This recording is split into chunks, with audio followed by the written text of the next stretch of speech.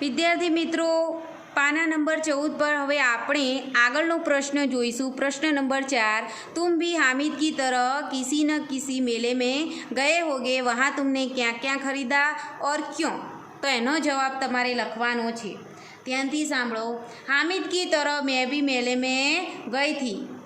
उसमें मैंने चूड़िया, बिंदी, हार, खिलौने, गुब्बारे, छड़ी, छाता, तराजू, तवा, गुड़िया, ऐनक, दर्पण, दिया, बांसुरी, चौपट, शतरंज आदि खरीदा था, क्योंकि ये सभी चीज़ें मुझे बहुत पसंद हैं। तो तमारे पण तमे कोई मेला में गया होय तो त्यांथी शुं शुं लीधुं अने केम लीधुं ए लखवानुं छे। बराबर छे। हवे आगळनो प्रश्न जोईए। यदि तुम्हें मेले से अपनी दादी के लिए कुछ खरीदना हो तो क्या खरीदोगे और क्यों? तमने तमारी दादी माटे कंईक लाववानुं के तो तमे शुं लावशो? जवाब सांभळो। मैं अपनी दादी के लिए छड़ी, ऐनक, दर्पण और घर की चीज़ें खरीदता। मेरी दादी बहुत कमज़ोर हो चुकी है, इसलिए उसे छड़ी की बहुत ज़रूरत है, तो मैं छड़ी लाता। उसकी आंखें कमज़ोर हो चुकी है, इसलिए ऐनक की भी उसे ज़रूरत है। मेरी दादी को हर रोज़ अपना चेहरा दर्पण में देखना बहुत पसंद है।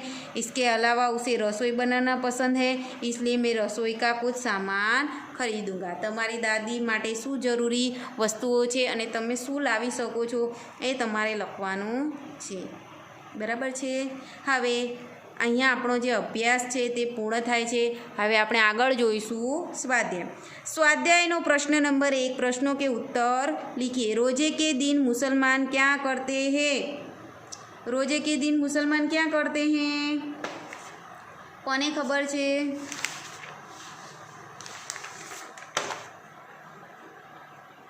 रोजे के दिन मुसलमान रोज़ा यानी उपवास रखते हैं। बराबर। रोज़ा यानी कि उपवास वो रखते हैं। बीजो प्रश्न है, रमजान ईद के दिन मुसलमान लोग कहाँ जाते हैं? तो रमजान ईद के दिन मुसलमान लोग कहाँ जाते हैं? पाठनी अंदर आपणे जोयुं, ईदगाह जाते हैं। तीजा नंबरनो प्रश्न है, दुकानों में कौन कौन से खिलौने मिल रहे थे? दुकानों में कौन कौन से जो खिलौने थे वो मिल रहे थे? तो दुकानों में तरह तरह के खिलौने मिल रहे थे, जैसे सिपाही और गुजरिया, राजा और वकील, भिश्ती और धोबी। इस प्रकार के खिलौने मिल रहे थे। ख्याल आयो दरेक ने? तो विद्यार्थी मित्रों पाना नंबर 15 ने काढ़ो। हवे आपणे जोईशुं प्रश्न नंबर 2, पेंसिल में लिखित शब्दों के समानार्थी और विरुद्धार्थी शब्द लिखिए। तो विद्यार्थी मित्रों तमने अहींया पेंसिल प्रकारनो जे आपेलो छे एमां जे कोष्टक छे तेमां समानार्थी शब्दों अने विरुद्धार्थी शब्दों लखवाना छे। जे पहलो शब्द छे शीतल तेनुं समानार्थी अहींया लखवानुं, विरुद्धार्थी अहींया। प्रसन्न तेनुं समानार्थी अहींया, विरुद्धार्थी अहींया। गरीब तो निर्धन ते तेनुं समानार्थी छे अने धनिक ते विरुद्धार्थी। तो ध्यानथी सांभळो अने तमारा पाठ्यपुस्तक साथे राखीने तेमां लखो। शीतल तो समानार्थी ठंडा अने विरुद्धार्थी गरम।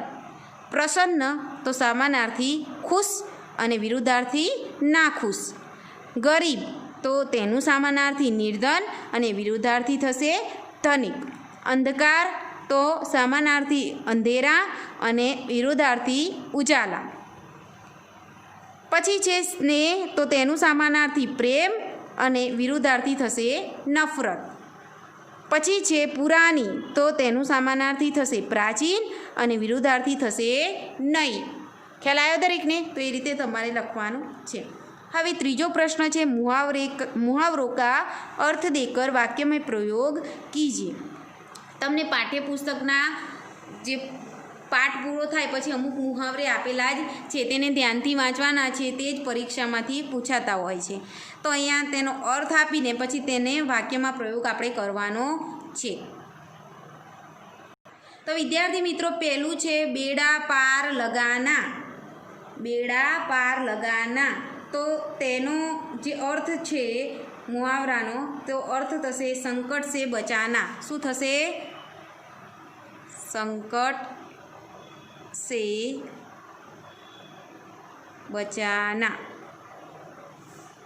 संकट से बचाना। हवे आज पहलू है बेड़ा पार लगाना तो संकट से बचाना ए तेनो अर्थ थाय छे।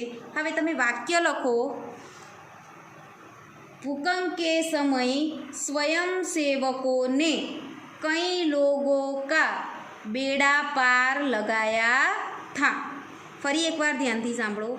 भूकंप के समय स्वयंसेवकों ने कई लोगों का बेड़ा पार लगाया था।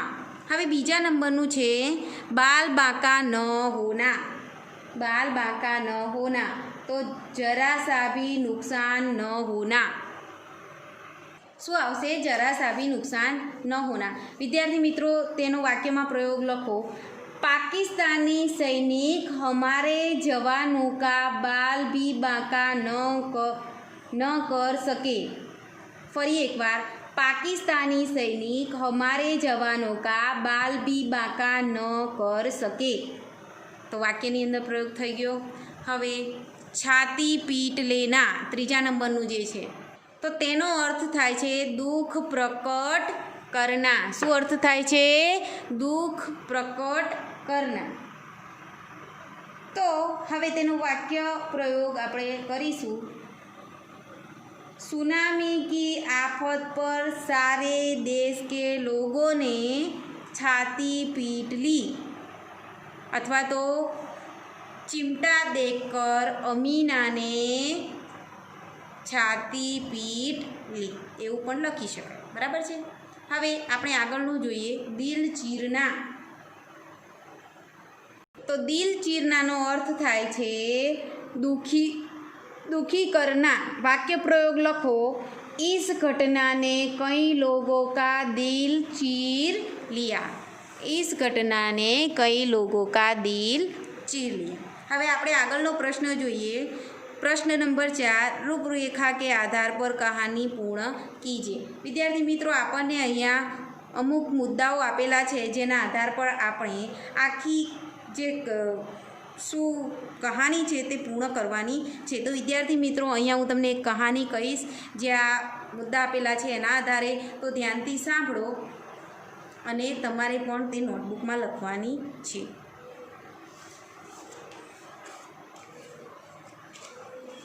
एक छोटा सा नगर था। उस नगर में एक दिन रास्ते पर दो स्त्रियों के बीच तकरार हो गई। एक नगर था छोटा सा, उसमें एक दिन रास्ते पर दो स्त्रियों के बीच तकरार हो गई। वे एक ही बच्चे के लिए झगड़ रही थी और बन्ने एक ज छोकराओ माटे झगड़ी रही हती। वे दोनों एक ही बच्चे के लिए दावेदार थी। धीरे धीरे उन दोनों के बीच की तकरार बढ़ती गई। यह मामला न्यायाधीश के समक्ष गया। न्यायाधीश ने दोनों की बात सुनी। न्यायाधीश का न्याय करना बहुत मुश्किल हो गया। तब न्यायाधीश ने कहा कि लड़के के 2 टुकड़े कर दो। एक एक टुकड़ा, दोनों को एक एक टुकड़ा दिया जाए। यह सुनकर एक स्त्री मौन खड़ी रही और दूसरी जो स्त्री थी वो रोने लगी। उसने न्यायाधीश से कहा कि वह लड़का पहली स्त्री को दे दिया जाए। उसने रोते हुए कहा, यह मेरा बेटा नहीं है। यह देखकर न्यायाधीश को सारी बात समझ में आ गई। पहली स्त्री कुछ न बोली। यह देखकर न्यायाधीश ने कहा, जो स्त्री बहुत रो रही है उसे यह लड़का दे दिया जाए। वह उसकी माँ है। माँ कभी अपने बेटे को कटता हुआ नहीं देख सकती। इस तरह न्यायाधीश ने न्याय से सही माँ को उसका बेटा मिल गया। तो अहींया आपने જે કહાની છે તેના પરથી શીખ મળે છે કે माँ कभी अपने बच्चे का बुरा नहीं चाहती। माँ कभी अपने बच्चे का बुरा चाहती है नहीं चाहती ना। तो અહીંયા પણ આ જે કહાની છે એમાં પણ બે જે સ્ત્રીઓ છે એક જ બાળક માટે ઝઘડા કરી રહી હતી, તો બંનેના જે વિભાગ કરીને એક ટુકડો આને ને એક ટુકડો આને આપવાનું કહ્યું, એટલે તરત જ જે સાચી માં હતી એણે ના પાડી દીધી। એના પરથી આપણે જોઈ શકીએ છીએ કે સાચી માં તેને દયા આવી ગઈ અને તે ના પાડી દે છે। એનો અર્થ એ થયો કે માં ક્યારેય પોતાના સ્વાર્થ માટે પોતાના બાળકનું ખરાબ કરી શકે નહીં। તો પાઠને આપણે શું આ જે કહાની છે તેને શું નામ આપીશું? પાઠની અંદર મેન પાત્ર કોણ, કહાનીની અંદર જે મેન પાત્ર છે તે કોણ છે? માં છે। તો માં પણ આપી શકાય અને માં કી મમતા તેવું પણ આપી શકાય, બરાબર છે। તો કહાનીને જે શીર્ષક છે તે આપો માં કી મમતા। હવે એના પછી આપણે જોઈશું, એના પછીનો આગળનો જે પ્રશ્ન છે તે આપણે આગળના વિડીયોમાં જોઈશું। અહીંયા આપણે આ વિડીયો પૂર્ણ કરીએ છીએ। આશા રાખું છું આટલે સુધી દરેકને ખ્યાલ આવી ગયો હશે। આભાર, અસ્તુ।